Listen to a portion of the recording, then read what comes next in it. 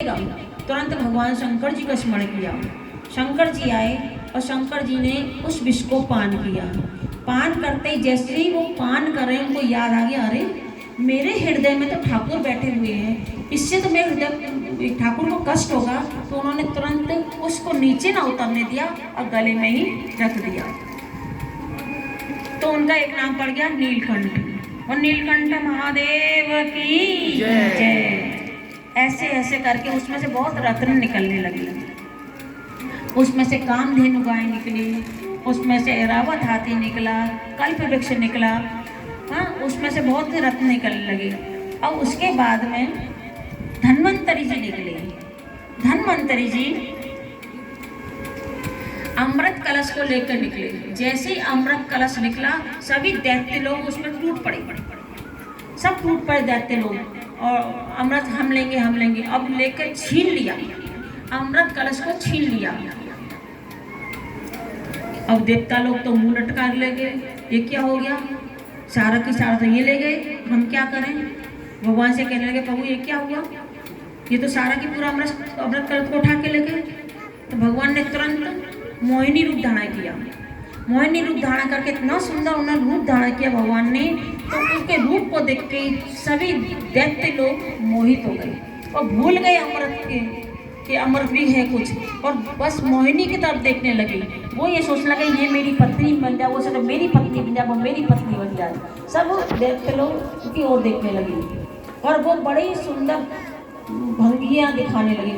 भगवान श्री कृष्ण जो विष्णु बने, विष्णु तो मोहिनी रूप धारण किया था, बड़ी सुंदर भंगियाँ दिखाने लगे जिससे उनके चित्त को और आकर्षित कर रहे, आपकी ओर आकर्षित कर रहे हैं।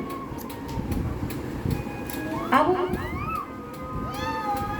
दैत्य लोग कहने लगे, देखो आप कहाँ से आए हैं, कुछ बोलना चाह रहे हैं लेकिन बोल ही नहीं पा रहे। अब इतना ही बोल दिया, ऐसा है ये अमृत है, आप अपने हाथ से अमृत को पिलाओ। तब मोहिनी रूप धारण भगवान बोले, देखो तुम मुझे क्यों दे रही हो अमृत कलश, और अपनी मीठी बाणा से और मोहित करे जा रहे हैं। कटाक्ष से मोहित कर तो रहे हैं और बाणी से और मोहित कर रहे हैं। बोले देखो मैं तो उल्टा हूँ, तुम मेरे को क्यों दे रहे हो, मेरे ऊपर विश्वास क्यों कर रहे हो, ऐसा है तुम अपने हाथ से पिलाओ जब अमृत को।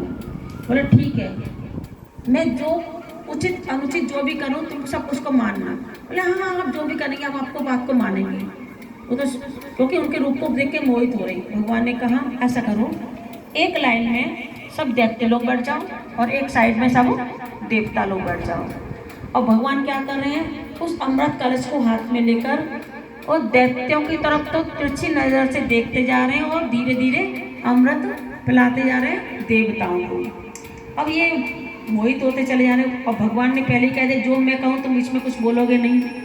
अब जो राहु केतु जो बने एक असुर थे, तो उन्होंने कहा कि सोचा मन में, अरे ये क्या कर रहे हैं, ये तो सारा की सारा अमृत देवताओं को पिलाया जा रहा है, हमें तो कुछ मिल ही नहीं रहा। तो उन्होंने क्या किया, जैसे वो ऐसे पिला रहे थे तो सूर्य और चंद्रमा के बीच में आके बैठ गए। स्वरभानु उसका, उस राक्षस का नाम था स्वरभानु। तो बीच में आके बैठ गए और जैसे ही अमृत वो पिला रहे और मोहिनी तो अमृत पिलाया जा रही है, उन्होंने देखा नहीं पिलाया जा रही है।